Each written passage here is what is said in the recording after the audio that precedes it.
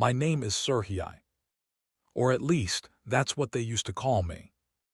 If you love real creepy stories, hit subscribe and leave a like. Because what comes next officially shouldn't exist. I was never allowed to leave the country. Not because of politics. Because of an experiment. In 1974, they took me from a military base near Moscow. Said I was fit for a special program. Never explained which one. Just a signature under the document. Regarding non-disclosure of state secrets for 25 years. They sent me to a closed facility in the Arkhangelsk region. Officially, it was a medical base for soldiers, rehabilitation. But by the first night, I realized it wasn't a hospital. No mirrors in the room. Windows sealed with metal.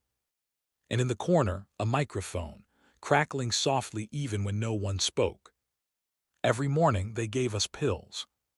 No label. Taste like metal. After a week I stopped dreaming.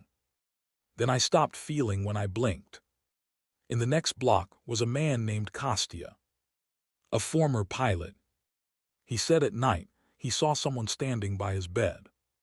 Not a doctor, not a guard, something in a white coat but without a face. I laughed until I saw it too. One evening I heard footsteps behind the wall. Then metal scraping. Like someone was clawing the paint off with their nails. I came up to the ventilation grate and saw an eye. Just an eye, large, black with no white. It stared at me, unblinking. And then I passed out. I woke up in a new room. Marks from a needle on my arm. Fresh bandage on my chest. And next to me, a cassette. Written on it in marker, Serhiy, Day 14. I found a tape recorder and pressed play. The doctor's voice. The subject shows increased auditory perception. Responds to commands not spoken aloud. First signs of consciousness division observed. Then my voice. But I hadn't said a word. I was whispering. He wants to get out, let him out. 3 days later, I understood who I meant. Because at night I heard myself from across the room. I was talking to myself. The second voice was lower. And it was laughing. On the 5th week, they said I'd be transferred to Moscow. But Kostya said that meant one thing, disposal. We decided to escape. At 3 a.m., when the lights went out, he tore off the ventilation grate. We crawled through the shaft. Cold rust, smell of gas. Footsteps echoed behind us. Someone followed slowly, without pause. I turned and saw light. Not a flashlight, something green, like an old monitor screen. And a shadow moving without touching the floor. Kostya disappeared first. No sound. Just a heavy thud behind me.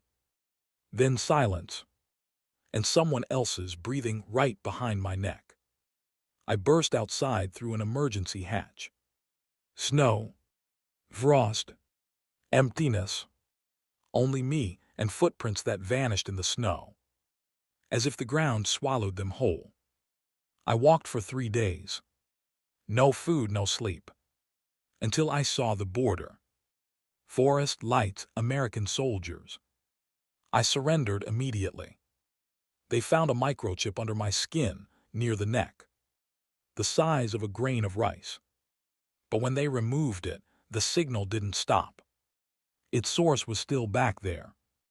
A few months later, newspapers ran a short note. Facility No. 7 in the Arkhangelsk region shut down. Chemical leak, no casualties. Lies. I'm a casualty. Sometimes when I fall asleep, I hear that same breathing. And a voice whispers, "You didn't escape, we just let you go."